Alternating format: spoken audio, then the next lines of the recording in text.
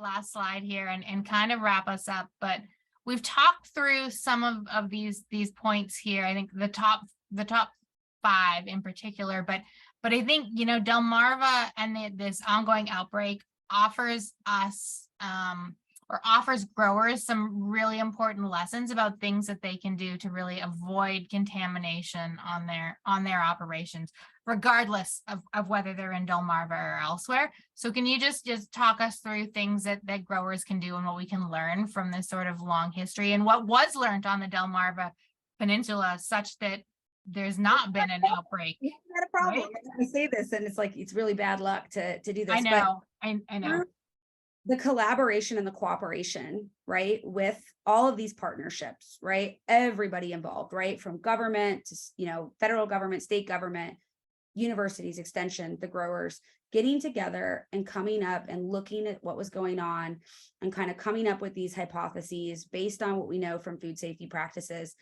Since 2014, we have been able to not have any issues, and that's a huge win for us. And so it was all the little huge win, right? And again, it was a team effort. It takes a village.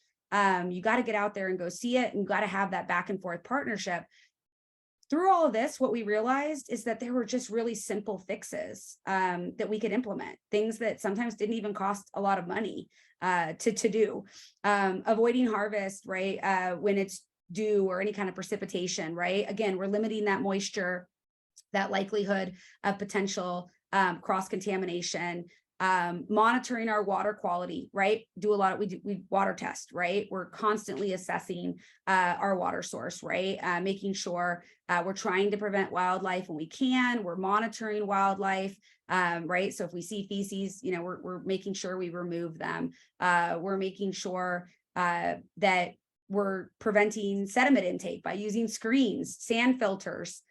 Potentially, if we know something is a high risk water source, we're using water treatment, right? Just a little bit of a type of chemical injected at a very, very low dose to potentially minimize any kind of salmonella. Installing those backflow prevention devices to make sure we're not, again, cross-contaminating. Very simple fix, right? It's good for the chemical hazards, good for the biological hazards. Again, with the manures, we have moved really all of our medium to large scale agriculture. We've moved a lot towards chemical fertilizers. We're really not trying to use raw manures. But if people still are, making sure that we can extend that time between application and harvest. We like to see 120 days. Based on NOP or National Organic Program standards, but the longer the better, right? So if you apply it in the winter, by the time you get ready to do all your planting and things in the summer, you've hit that 120 days usually. Again, in our packing house, right? Carrying through things like making sure we monitor that water quality in our pack house.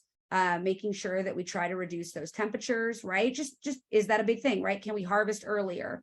What do we need to do? If we having an issue with that water temperature, well, we got to make sure we add a sanitizer or some type of chemical into that water to make sure that we get rid of any salmonella. Yeah, right? Something I've even heard of people doing is filling the tank the night before, so it has a chance to warm up. Right? Yeah, That's a simple fix. Right? Simple things.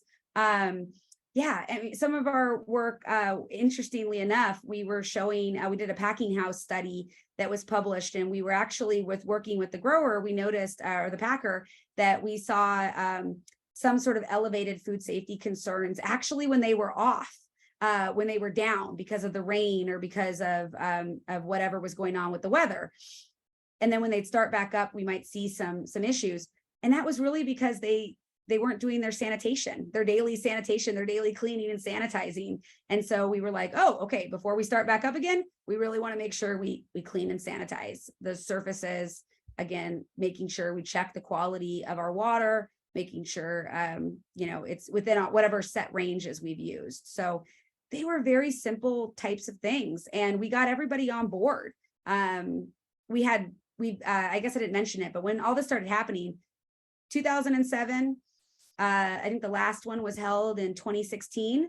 we have these symposiums where all the states get together, all the growers, federal regulators, state regulators, extension, like I said, all the trade allies, we get together and we talk about what's going on, looking at all these things. We're constantly, looking at it, making sure that we catch things and different perspectives, different eyes. And we've managed to hopefully stay where we have a good system in place. Does that mean that salmonella is not on the shore or salmonella is not in XYZ location? No, it probably is.